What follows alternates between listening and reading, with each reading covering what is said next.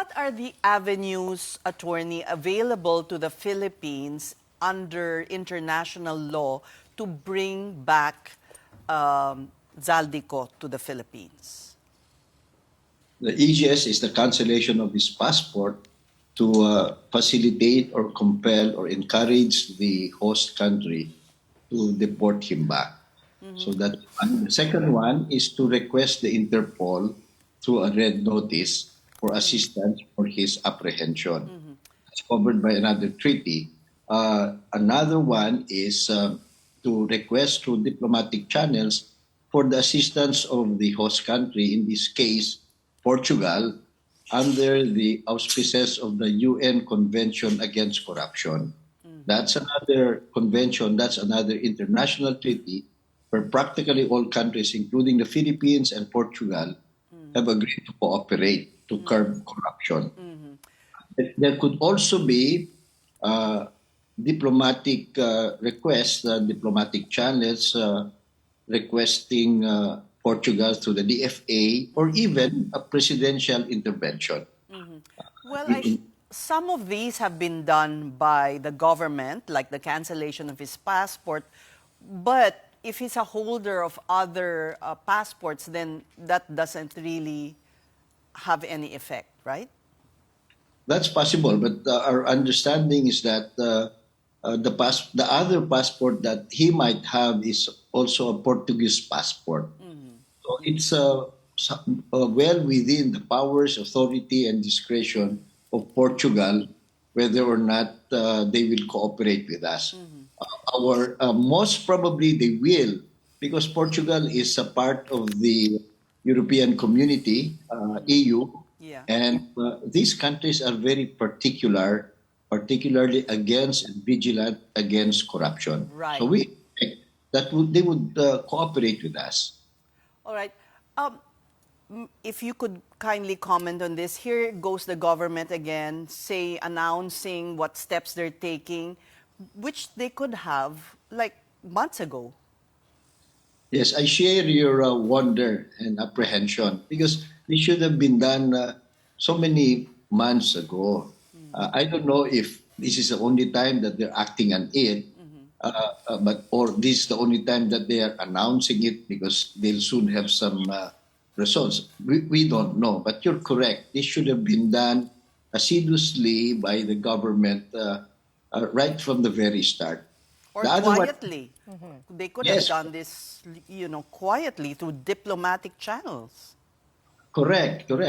Less publicity because diplomacy is usually done quietly, backdoor channeling, without much publicity or politicking. Okay, and we have this saying, no, kung gusto may paraan, kung ayaw, napakadaming dahilan. Does it strike you that that saying is applicable in this case based on the recent events and how they've been unfolding, attorney? Yes, that's very applicable here and in many other controversial cases besetting our country. Diba? Masyadong maraming palusot, masyadong maraming technicality. And if you look at the track record of our justice system, including the judiciary, law enforcement, and the executive, nauso yung dribble. Diba? And to us, the other saying that was justice delayed is justice denied is also very true. Once there is a delay, it breeds yung distrust of government. At the same time, it provides opportunity for the accused, for the respondents, to maneuver, use politics, undue influence, or even corruption to avoid accountability or liability. And that's exactly what's been happening, Attorney Igo, no? Na bali-balita ngayon, right? Yung recantation supposedly of the Bulacan engineers, district engineers. What do you make of that whole mess? Is it still possible for them to recant? Because sinabi na nga na, syempre, nagbalik sila ng pera. So obviously, they're also complicit. Well, it is possible for them to recant, but the consequences upon them, the person who recants, is very dire, it's very serious. He can be charged for perjury, or they can throw the book at him. Okay, so recantation doesn't absolve you. It will only add to your problem. As I've been suspecting all along, when people or politicians talk about or leak or feed fake news like Right. recantations, you suspect that this would come from those who would benefit from such misinformation, or if it is true, such recantation. And who are these? Ito yung mga magnanakaw. So dapat mapanuri tayo, we should be careful, critical. And let's fact check rather than engage in all kinds of speculation, wala naman pala. Attorney, I wanted to go back quickly to one option you mentioned for the Philippine government to bring back Zaldy Co, and that's through presidential intervention. How would that work, Attorney? No? And mas mabilis ba yun na paraan compared to, let's say, applying, requesting for an extradition treaty with Portugal, which could take years? Well, you're correct. The longest route would be extradition treaty. Baka hindi pa na-approve yung extradition treaty, tapos na yung termino ng presidente natin, di ba? So that's the longest route. But in many cases, if it's important enough, and I think many would agree with us when we say this is a very important case. So presidential intervention, head of state or head of state dialogue or request or communication goes a long way. If you remember, dun sa natin kay former Congressman Teves, Yes. kinausap talaga yung leader nung pinagtataguan niya. And we could do that with Portugal. We have enough cultural and historical ties with Portugal. So, Pero attorney, yung what if meron siyang Portuguese passport? So magkakaroon tayo ng ibang problema kay Arnie Teves, which is citizen siya nung parehong bansa, which means he could seek protection from the other state since hinahabol siya nung ibang state, or meron bang batas na or international law na pang-counter doon? well, the state has a choice to surrender even its own citizen, even if he's not a Filipino citizen.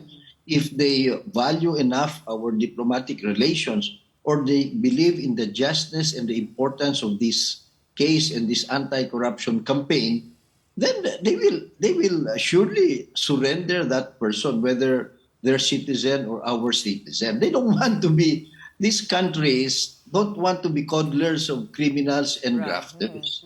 Yung nasanay lang tayo sa Pilipinas kasi na yung mga magnanakaw nakakalusot o kaya nananalo pa sa election. So in these countries, they're very strict, no? I'm pretty certain that given the circumstances, they will cooperate. The challenge on the part of government is to show to the whole world that we are serious about it. Plus, But there is nababalot ng politikahan, ang bagal magdesisyon, ang ating mga korte, ang bagal, paiba-iba ang mga at kanya-kanyang press release, and selective pa kung minsan ang ating mga kampanya against corruption. So, hindi nakakatulong yan. Because there is that suspicion that they'd rather really have Zaldy Co, go around the world and never come back, because he may spill the beans on other high-ranking personalities in government. That's another good point. And, it's not only a possibility. Through his video publicity stunts, he has been naming names. He has been accusing others. And if he is brought to the country and he maintains those allegations and can substantiate and corroborate this and magbigay ng mga resibo, ebidensya, it will be really a tough position for those being named by him or being implicated by him. Based on your own personal assessment, do you think the government is serious in getting Zaldy Co back? But there are some indications that they are, but intent is not important, or even our assessment or results are most important. We will believe it when he is brought back here. And, it is not true that it is difficult to bring him back here. There are many ways of doing that. Another thing which is very practical, if you really want him to his world to get smaller, why doesn't government preliminary ask for preliminary attachment of all his assets and freeze his accounts? Why doesn't government file civil forfeiture cases and preliminary attach all of his assets? Because if they don't do that, if they don't immobilize him, and he has at his command and discretion lots of money, many of which might have been stolen, he will use that stolen money to escape from the long arm of the law. Well, I believe So- they've done that, not civil forfeiture yet, but they've confiscated some of his air assets. Yes. His cars. Yeah. Air And his assets, cars. all the banks and credit cards, lahat dapat yan eh. And there's a way of doing that. Since, as they claim, the evidence is solid, and we've seen many of these well-publicized affidavits, statements, and most probably the court will cooperate kung tututukan natin yan at seryoso ang gobyerno. Sino pong gagawa niyan? Ombudsman, DOJ? Anong ahensya? Well, if it is anti-graft, it's handled by the ombudsman. But this is only one government. Magtulungan ng DOJ, NBI, AMLA, everybody else. Hindi rin maganda yung nangyayari na nagpapasahan. Di ba? Pati ICI, yung nagpapasahan na sila eh. So, instead of focusing on getting results, nangyayari napapasa-pasa lang yung mga press statements at mga responsibilidad eh. May isa pang angulo dito, attorney, na parang lahat ng tao nakafocus, hinahanap si Zaldy Co, ginagamit na excuse na hindi nila makuha at mahagilap si Zaldy Co. But let's just say hindi nila makuha si Zaldy Co. How should these investigations proceed? And is it possible to proceed with prosecution even without him? Like, how important is he really? We don't even really know what kind of evidence he's holding. He purports to hold a lot, but we don't know for sure. That's a very good point, no? Para bang we are dazzled by Zaldy Co. But there are many others who are co-accused or perhaps equally guilty or even more guilty. And there might be enough evidence are still in the country. While they are here, they should have already done case build-up, and they should have been filing cases left and right. Yung delay, di ba? It doesn't even help that there were promises of not Merry Christmas for these people and nothing much happened. So that doesn't add to the confidence level ng taong bayan sa kampanya. So you're correct. Let's not be fooled by just focusing on Zaldy Co. There are many others who are in the list and who are in the know and who are implicated, and there is enough evidence against them. Unahin sana nila yon. They can get to Zaldy Co some other time. But looking at the bigger picture, attorney, it's been months already since the Marcos administration really began this probe into the flood control scandal. What are your thoughts on how the investigations have transpired and even the cases? Some are saying it lost momentum ever since the Christmas break. There were deadlines given December 15, pero wala pa ring nakulong. What are your thoughts? But insofar as the investigations are concerned, there is more transparency now, most especially sa Senado. Nakita natin. Of course, we couldn't avoid political grandstanding. Many inuuna nila yon. But ganun talaga sila. Politician sila eh. But very transparent sila doon. Yung ICI, it started really handicapped. They all knew we should thank them for their civic-mindedness. But it might have been wishful thinking for them to think they will succeed because kulang naman talaga sila ng poder. Wala pa silang mga immunities, they didn't have power, they didn't have resources. So, if I may interrupt you there, whose fault is that? Who shall we blame for the walang teeth, walang power, walang support, walang budget ang ICI? Malacanang? well, of course, it's Malacanang who established this by an executive order.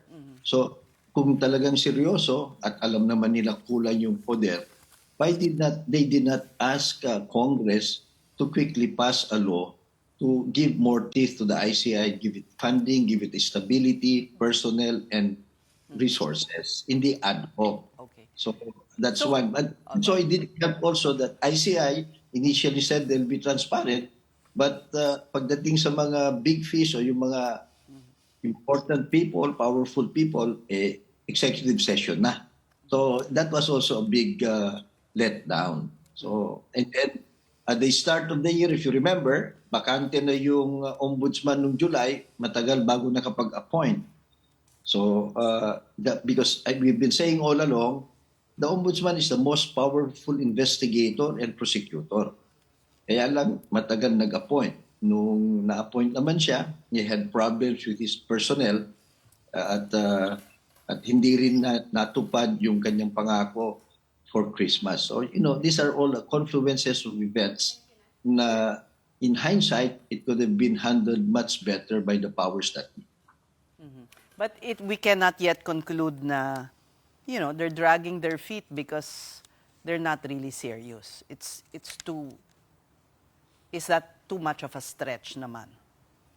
Oh, naman, we have to give them the benefit of the doubt. We continue to pray for them. It's good that you talk about it in mass media because they know we're watching. Vigilance is also very important. As we give them the benefit of the doubt, we pray for them to have the courage and the heroism to really address this huge corruption scandal impartially and justice for all. Kailangang binabantayan din natin sila. We also have to make them accountable to the people. After all, they are all public officials, just like the other respondents. Well, we thank you very much for your time and your insight. Former IBP National President, Attorney Domingo Cayosa.